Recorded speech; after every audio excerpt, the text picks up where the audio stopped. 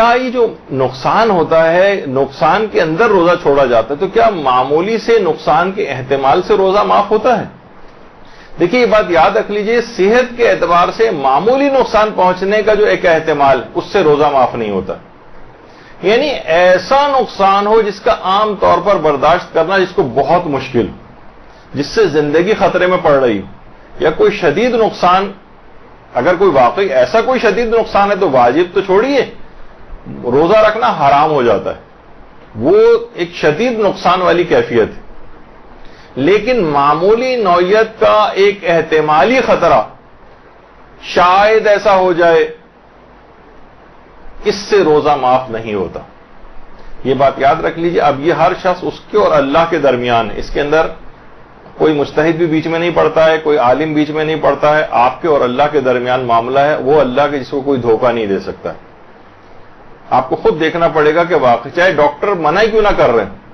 میرے اعتبار سے، میں خود بھی اس شعبے سے وابستہ ہوں، مجھے پتا ہے کہ اس معاملے کے اندر ہو سکتا ہے بہت سے ڈاکٹروں کو بات بری لگے، سب سے زیادہ ناقابل اعتبار شخصیت جو ہے وہ ڈاکٹر کی، سوائے ہو سکتا ہے چند ایک مستثنیات ہوں جو ان باتوں کو سمجھتے ہوں، ورنہ سارے ڈاکٹروں کا تقریباً میں نے 99% کو یہ دیکھا ہے کہ معمولی نقصان پر بھی وہ روزہ چھوڑنے کی تاکید کرتے ہیں.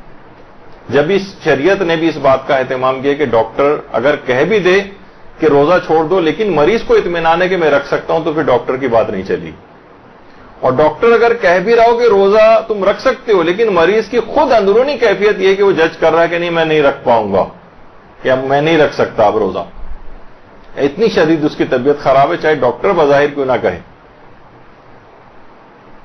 تب بھی اس کو روزہ چھوڑنا ہوگا چاہے ڈاکٹر کہے کیوں نہ رہو. تو صحت کے اعتبار سے یہ بات اصول کے طور پر یاد رکھ لیجئے کہ معمولی نقصان، اب آپ خود دیکھیں معمولی نقصان کیا ہوگا کہ بھائی معمولی نقصان یہ ہے کہ ابھی میرا بخار مثلا 99 ہے، 100 ہو جائے گا، کوئی ایسی بات نہیں، 99 100 بخار میں ایسا کون سا ہے، چند گھنٹے رہ گئے ہیں، اس کے بعد افطار کے بعد میں گولی کھا لوں گی. اب اس میں جو ہے یہ روزہ توڑنے کی یا گولی کھا کر اس کو ختم کرنے کی ضرورت نہیں، معمولی سا نقصان ہے، ابھی 99 کچھ ہے، 100 ہو جائے گا بخار زیادہ سے زیادہ. افطار کے بعد جب تک برداشت ہو سکتا ہے برداشت کر لیجیے. دواؤں کے نظام الاوقات میں کوئی تبدیلی ممکن کر کے روزہ رکھنا ممکن ہے تو ایسے ہی کرنا پڑے گا. لوگ کہتے ہیں نہیں 3 ٹائم ڈاکٹر نے دوا بتائی ہے، صبح دوپہر شام، وہ دوپہر میں لازمی آ رہی، اس کا مطلب مجھے روزہ چھوڑنا ہے. بھائی آپ جا کے ان سے ڈسکس کر لیں، وہ بتا دے گا آپ کو صبح شام کی بھی بہت سی دواؤں کے اندر ڈوز کی جا سکتی. تو بہرحال کوئی طریقہ ایسا لوگ پوچھتے ہیں. اچھا پھر جو معیار ہے روزہ چھوڑنے کا وہ یہ کہ مریض کے روزہ چھوڑنے کا جو معیار ہے وہ ایسا نقصان یا مرض شدید ہے جسے عام طور پر برداشت کرنا سخت مشکل ہو، یا اس کا مرض طول پکڑ جائے. مثلا پیٹ میں اس کے شدید، بات اصول کے طور پر یاد رکھ لیجئے کہ معمولی نقصان، اب آپ خود دیکھیں معمولی نقصان کیا ہوگا کہ بھائی معمولی نقصان یہ ہے کہ ابھی میرا بخار مثلا 99 ہے، 100 ہو جائے گا، کوئی ایسی بات نہیں، 99 100 بخار میں ایسا کون سا ہے، چند گھنٹے رہ گئے ہیں، اس کے بعد افطار کے بعد میں گولی کھا لوں گی. اب اس میں جو ہے یہ روزہ توڑنے کی یا گولی کھا کر اس کو ختم کرنے کی ضرورت نہیں، معمولی سا نقصان ہے، ابھی 99 کچھ ہے، 100 ہو جائے گا بخار زیادہ سے زیادہ. افطار کے بعد جب تک برداشت ہو سکتا ہے برداشت کر لیجیے. دواؤں کے نظام الاوقات میں کوئی تبدیلی ممکن کر کے روزہ رکھنا ممکن ہے تو ایسے ہی کرنا پڑے گا. لوگ کہتے ہیں نہیں 3 ٹائم ڈاکٹر نے دوا بتائی ہے، صبح دوپہر شام، وہ دوپہر میں لازمی آ رہی، اس کا مطلب مجھے روزہ چھوڑنا ہے. بھائی آپ جا کے ان سے ڈسکس کر لیں، وہ بتا دے گا آپ کو صبح شام کی بھی بہت سی دواؤں کے اندر ڈوز کی جا سکتی. تو بہرحال کوئی طریقہ ایسا لوگ پوچھتے ہیں. اچھا پھر جو معیار ہے روزہ چھوڑنے کا وہ یہ کہ مریض کے روزہ چھوڑنے کا جو معیار ہے وہ ایسا نقصان یا مرض شدید ہے جسے عام طور پر برداشت کرنا سخت مشکل ہو، یا اس کا مرض طول پکڑ جائے. مثلا پیٹ میں اس کے شدید، بات اصول کے طور پر یاد رکھ لیجئے کہ معمولی نقصان، اب آپ خود دیکھیں معمولی نقصان کیا ہوگا کہ بھائی معمولی نقصان یہ ہے کہ ابھی میرا بخاریز کے لیے روزہ چھوڑنے کا معیار ایسا نقصان یا مرض شدید ہے جسے عام طور پر برداشت کرنا سخت مشکل ہو. برداشت ہو سکتا ہو تو روزہ نہیں چھوڑے گا، یا اس کا مرض طول پکڑ رہا ہو اس صورت میں چھوڑ سکتا ہے، یا اس کی تکلیف میں اضافہ ہو رہا ہو، یا شفا ملنے میں بہت تاخیر ہو جائے گی، اس کو ایسی دوائیں اس کو کھانی پڑ رہی ہیں، اگر یہ اب اس نے نہیں کھائیں دوائیں اور اس نے روزے رکھنے شروع کر دیے تو اس کا مرض جو ہے اس کو دیر سے شفا ملے گی.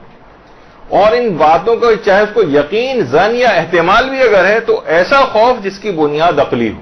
غیر عقلی ٹائپ کے جو خوف ہیں صرف ایک ایسی دھڑکا لگا ہوا ہے جس کی کوئی عقلی بنیاد نہیں. جیسے میں نے کہا کہ بہت سارے جو حاملہ خواتین ہیں یا دودھ پلانے والی خواتین ہیں، ان بہت ویک ایک احتمالی خوف کی وجہ سے کہیں ایسا نہ ہو جائے، کہیں بچے کے اندر کوئی خرابی نہ آ جائے. ابھی خیر ہم اس پہ آگے چل کے تفصیل سے یہ مسئلہ آنے بھی والا ہے تو اس وقت ڈسکس کریں گے، لیکن وہ غیر عقلی خوف ہے. حتیٰ کہ جو کمزوری کا مسئلہ، اس میں بھی مراجع یہ کہتے ہیں کہ کمزوری، بلکہ شدید کمزوری کی بنا پر بھی روزہ نہیں توڑا جا سکتا، سوائے اس کے کہ ایسی حالت ہو جائے جسے برداشت نہیں کیا جا سکتا. جب ناقابل برداشت ہو جائے تب روزہ توڑا جا سکتا ہے، لیکن پھر بعد رمضان اس روزے کی قضا بھی کرنا پڑے گی. یعنی کمزوری بلکہ شدید کمزوری یہ بھی روزہ توڑنے کے اسباب میں سے نہیں، سوائے اس کے کہ ناقابل برداشت تو آدمی بے ہوش ہوا جا رہا ہے، بالکل تڑپا جا رہا ہے، ایسی کوئی اس کی صورتحال ہو گئی ہے، شدید ایسی ڈی ہائیڈریشن ہو گئی ہے، ایسے الیکٹرولائٹ جسم کے اندر ختم ہوتے جا رہے ہیں اس کے، یعنی کچھ ایسی کہ جسے کہا جاتا ہے ناقابل برداشت. اچھا یہ ویسے یہ ضرور ہے کہ یہ چیز ویری کرتی ہے. بہت سے لوگ نازک مزاج ہوتے ہیں، نازک مزاجی کی بنا پر وہ زیادہ اتنا فیل کرتے ہیں، ان کے لیے الگ معیار ہے، ان کا اپنے لحاظ سے دیکھیں گے. وہ بہت سے بالکل سخت جان قسم کے ہیں، مزدور ٹائپ کے افراد ہیں، ویسی سخت ٹف جابس وغیرہ کرنے کے عادی ہیں، اور ان کے لیے جو ہے معیار ذرا ہر شخص کا ایک انڈیویجول ہے، بالکل ایک الگ ہے، اور اس کا الگ ایک حکم ہوگا. بس اس کے اور خدا کے درمیان یہ معاملات سب ان کو دیکھنے پڑیں گے کہ ہمیں کیا کرنا چاہیے، ہماری ذمہ داری کیا ہے، اور اس کے مطابق فیصلہ کریں. برحمتک یا ارحم الراحمین وصلی اللہ علی محمد وآلہ الطاہرین.